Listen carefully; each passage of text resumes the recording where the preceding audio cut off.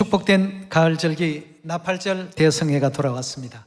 오늘 여러분과 더불어서 함께 살펴보실 우리 하나님의 말씀의 제목은 기도의 생애와 회개라는 주제를 가지고 여러분과 함께 하나님 말씀 살펴보도록 하겠습니다.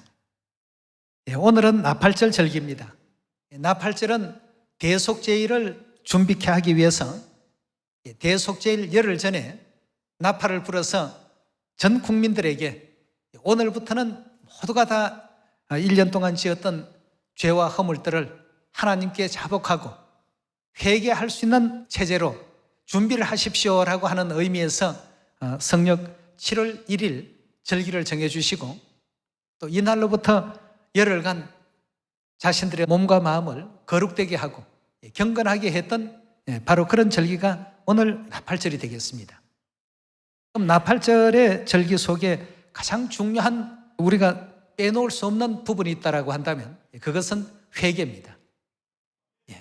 대속제일에 우리 죄를 용서해 주시고 또 죄사함 주신 하나님의 은혜에 대해서 감사도 돌리지만 지난 모든 죄와 허물들에 대해서 하나님 앞에 자복하고 또 회개하고 용서를 간구하는 그러한 절기가 또 이 나팔절부터 대속제일까지 이르는 열흘 동안의 기도 주간이라고 볼 수 있겠습니다. 그래서 기도와 회개 이 두 내용은 나팔절로부터 대속제일까지의 그 기간 안에 빼놓을 수 없는 가장 중요한 내용이 아닐까 생각이 듭니다. 이 기도의 향연은 반드시 천사의 손에 의해서 받들려서 하나님께 전달되고 상달되는 이와 같은 제사의 제물이라는 사실을 요한계시록을 통해서 성경은 우리에게 알려주고 있습니다. 마태복음 7장 7절의 말씀 봅니다. 구하라 그러면 너희에게 주실 것이요 찾으라 그러면 찾을 것이요 문을 두드리라 그러면 너희에게 열릴 것이니 구하는 이마다 얻을 것이요 찾는 이가 찾을 것이요 두드리는 이에게 열릴 것이라. 너희 중에 누가 아들이 떡을 달라 하면 돌을 주며 생선을 달라 하면 뱀을 줄 사람이 있겠느냐? 너희가 악한 자라도 좋은 것으로 자식에게 줄 줄 알거든 하물며 하늘에 계신 너희 아버지께서 구하는 자에게 좋은 것으로 주시지 않겠느냐라고 했습니다. 구하라는 것은 어떻게 하라는 뜻입니까? 기도하라는 뜻이죠. 기도하라 그러면 너희에게 주실 것이요 또 찾으라고 하셨는데 찾는 이 방법도 무엇을 통해서 찾으라고요? 기도를 통해서 찾으라고 했습니다. 기도하라 그러면 너희가 찾을 것이요 문을 두드리라 마찬가지입니다. 기도하라 그러면 너희에게 열릴 것이다. 구하고 찾고 두드리는 이 모든 일들은 예수 그리스도께서 마태복음 7장을 통해서 기도라는 이와 같은 대명제 속에 전부 녹여놓으시고 기도하는 의미를 우리 인류에게 일깨워 주셨습니다. 반드시 그리하면 너희가 찾게 될 것이고 얻게 될 것이고 열리게 될 것이다. 그런데 사람들은 모든 일들이 원만하게 돌아가거나 평범하게 돌아가더라도 기도를 잘 하지 않습니다. 기도는 우리 영혼에 뭐라고 했죠? 숨 멈춘 것과 똑같습니다. 영혼이 죽고 있는데도 불구하고 기도하는 것을 게을리하는 이와 같은 부분들이 많이 있습니다. 그래서 우리 예수 그리스도께서도 기도에 대한 중요성을 일깨워 주기 위해서 새벽부터 진행하시는 그 기도의 모습을 본보여 주셨습니다. 우리 마가복음 1장에서 그 대목을 한 번 더 확인해 봅시다. 1장 35절의 말씀 보시면 새벽 5일여 미명에 예수께서 일어나 나가 한적한 곳으로 가서 거기서 뭘 하시더라고요? 예수님의 전생애 가운데 새벽 시간이면 빠짐없이 행하시는 이와 같은 신앙적인 그 내용이 새벽에 이른 아침에 일찍 일어나셔서 한적한 곳으로 가서 거기서 늘 이와 같이 기도하시는 모습을 우리에게 본보여 주고 계십니다.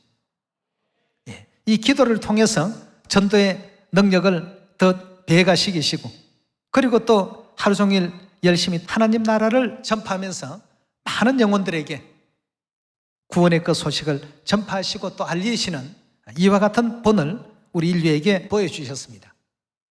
자, 여러분, 기도가 아무런 능력도 없고 힘도 없고 그냥 하나님께 한 5분, 10분 뭘 중얼거리는 자기의 어떤 소원 얘기하면 그걸로 끝나는 것 같습니다만 절대 전혀 그렇지 않습니다. 기도에는 수만 가지의 능력이 있습니다. 그래서 우리 하나님께서 말씀을 주시기를 기도를 어느 정도 하라고 했습니까?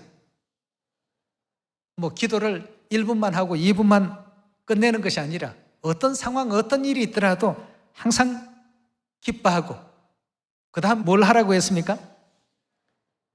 쉬지 말고 열심히 기도하라고 했습니다. 기도를 쉬지 말고 끊임없이 하라고 했습니다. 우리 호흡을 멈추면 답답하고 괴롭습니다. 우리 육체가 괴롭듯이 기도가 멈춰버리게 된다면 영혼의 고통이 오기 시작합니다. 그래서 기도를 어느 정도 하라고요? 쉬지 말고 하라고 했습니다. 우리가 생각할 때 기도에는 아무런 능력이 없는 것 같습니다만 예수님께서 2000년 전 이 땅에 오셔서 기도에 대한 사례를 하나 만들어 놓으셨습니다. 기도가 얼마만큼 하나님의 큰 능력이 나가는 권능이 있는 역사인지를 우리 마가복음 9장에서 그 말씀을 한번 찾아봅시다. 마가복음 9장 17절의 말씀 함께 보겠습니다. 무리 중에 하나가 대답하되 선생님, 벙어리 귀신 들린 내 아들을 선생님께 데려왔나이다. 귀신이 어디서든지 저를 잡으면 거꾸러져 거품을 흘리며 이를 갈며 그리고 파리하여 가는지라. 내가 선생의 제자에게 내어 쫓아달라 하였으나 저희가 능히 하지 못하더이다. 대답하여 가르사대 믿음이 없는 세대여, 내가 얼마나 너희와 함께 있으며 얼마나 너희를 참으리요. 그를 내게로 데려오라 하시매 이에 데리고 오니 귀신이 예수를 보고 곧 그 아이로 심히 경련을 일으키게 하는지라. 저가 땅에 엎드러져 굴며 거품을 흘리더라.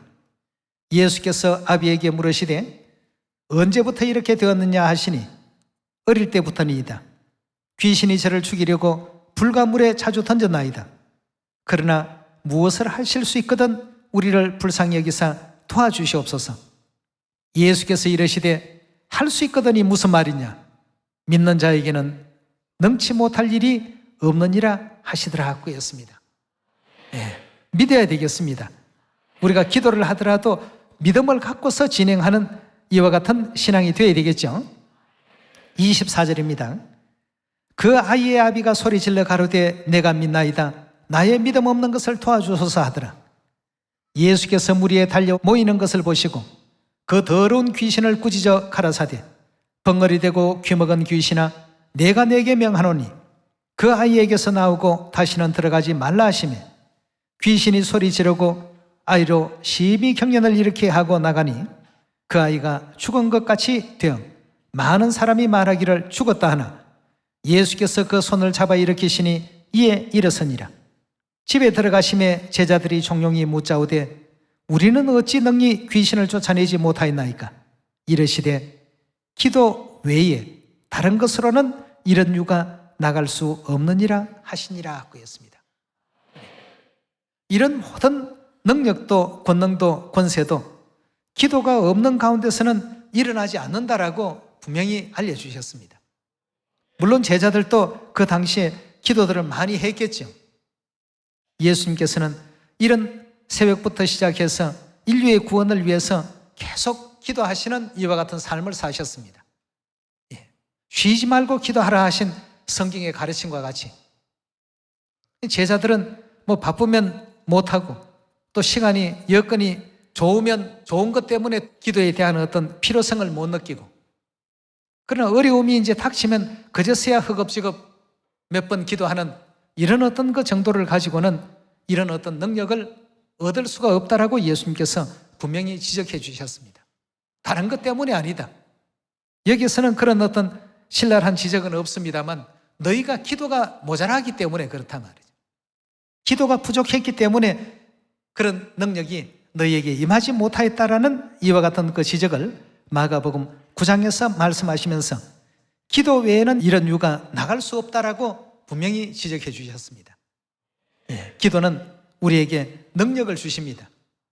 이번 가을 절기를 통해서 그저 기도를 생각 없이 무심히 또 절기 때 늘 일상적으로 하는 거니까 하는 의례적으로 하는 기도가 되지 마시고 정말 여러분들이 소원하시는 것을 제대로 한번 문을 두드려 보시고 제대로 한번 간구해 보시고 제대로 한번 찾아보십시오. 그럼 과연 문이 열리고 길이 찾아지게 될 것이고 또 구하는 것이 이루어지는지 이루어지지 않는지 말이죠. 모든 것을 믿음을 갖고 진행하시면 어느 순간에 벌써 이렇게 다 되었구나.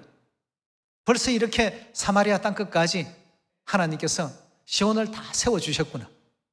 곳곳마다 지금 다 여기도 땅끝입니다. 저기도 땅끝입니다. 우리 땅끝까지 완성했습니다. 여러분, 많은 대륙들이 지금 완성 단계에 있습니다.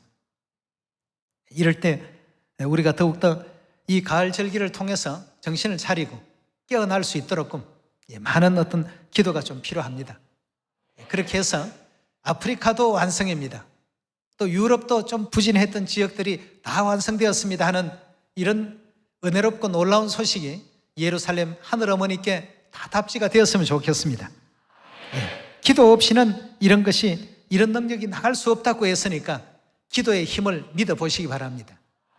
제가 드렸던 말씀이 아니고 우리 예수님께서 친히 이 지면을 통해서, 이 성경을 통해서 우리 인류에게 기도의 위대함과 기도의 어떤 그 권능을 소개하고 계시지 않습니까?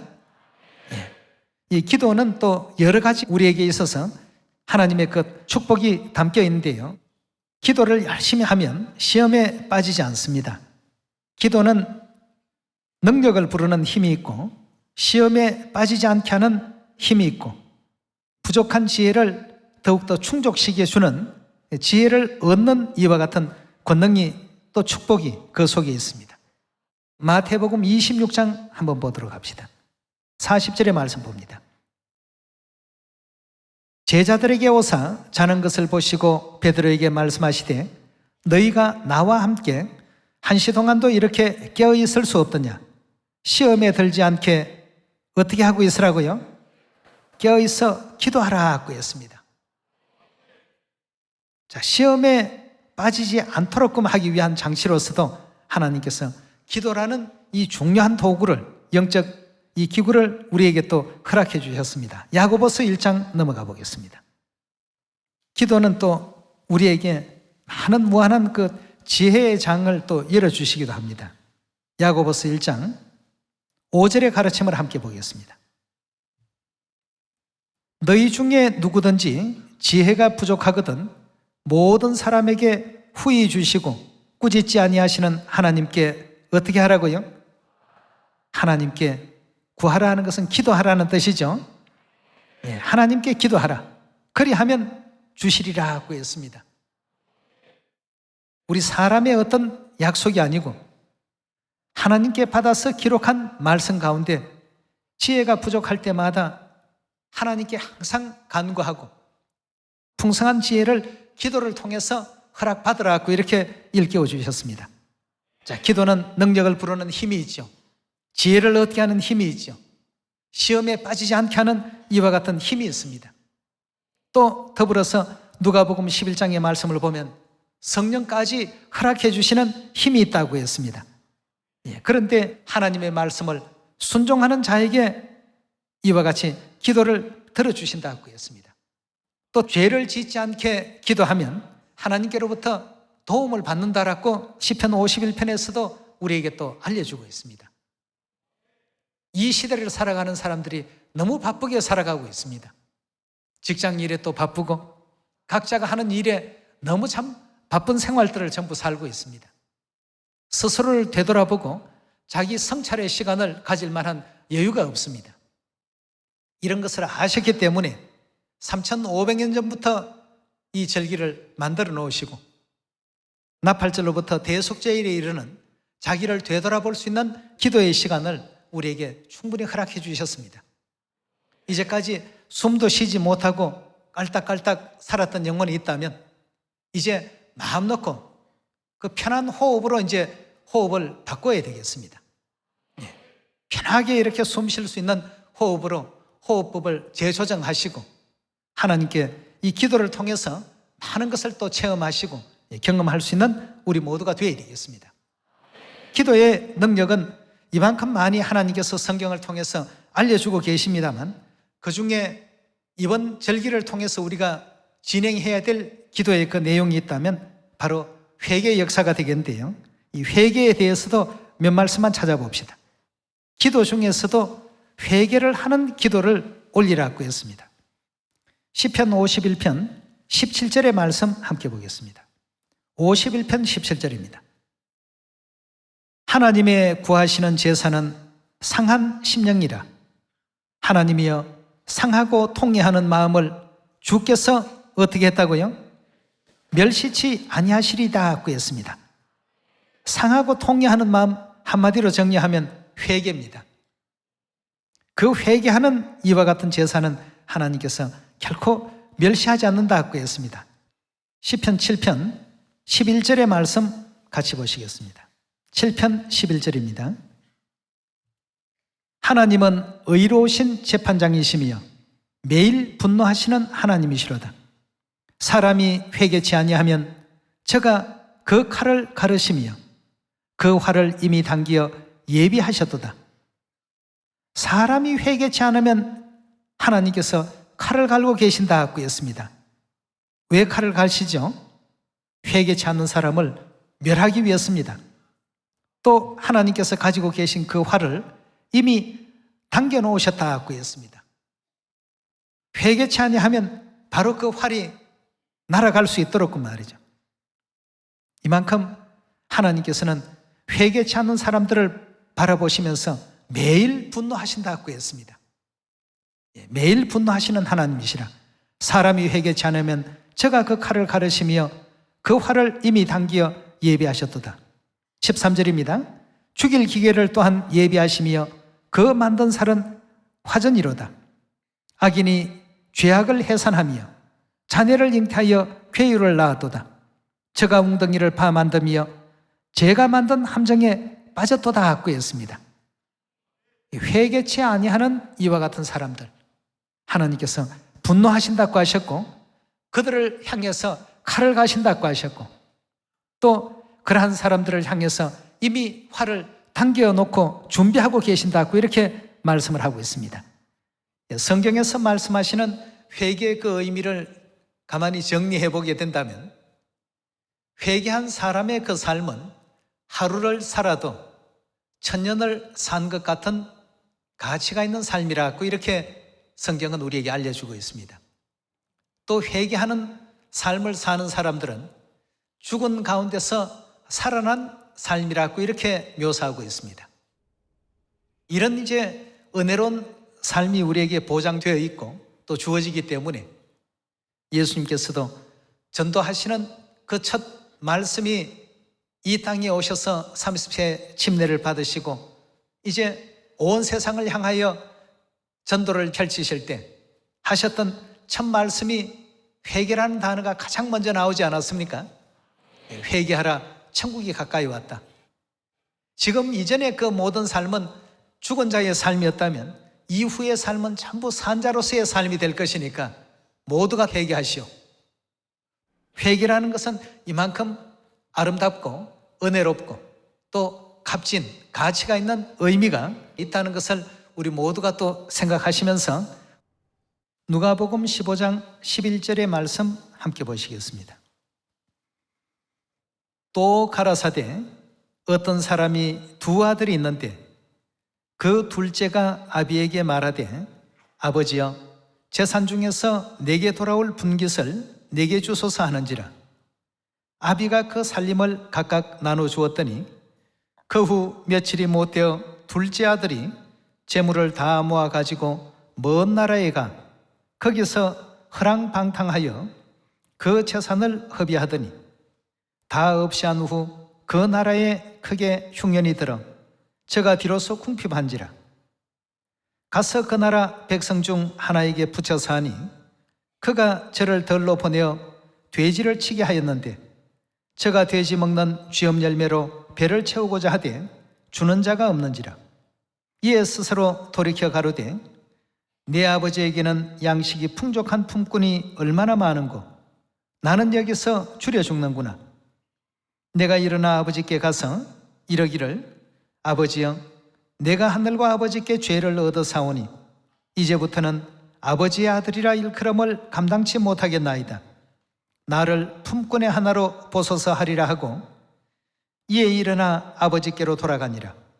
아직도 상거가 먼데 아버지가 저를 보고 측은히 여겨 달려가 목을 안고 입을 맞추니 아들이 가로되 아버지여 내가 하늘과 아버지께 죄를 얻어 사오니 지금부터는 아버지의 아들이라 일컬음을 감당치 못하겠나이다 하나 아버지는 종들에게 이르되 제일 좋은 옷을 내어다가 입히고 손에 가락지를 끼우고 발에 신을 신기라. 그리고 살찐 송아지를 끌어다가 잡으라. 우리가 먹고 즐기자. 이 내 아들은 어떤 아들이라고 했습니까? 이 둘째 아들이 했던 어떤 일 가운데 가장 잘한 일이 있다라고 한다면 회개한 일이었습니다. 이러한 어떤 결심을 하기 이전에 그의 허랑방탕한 삶은 결단코 은혜로운 삶이었다고 볼 수가 없습니다. 그러나 회개 이후의 그 삶을 예수님께서는 우리에게 또 강조하고 있는 비유의 말씀 아니겠습니까?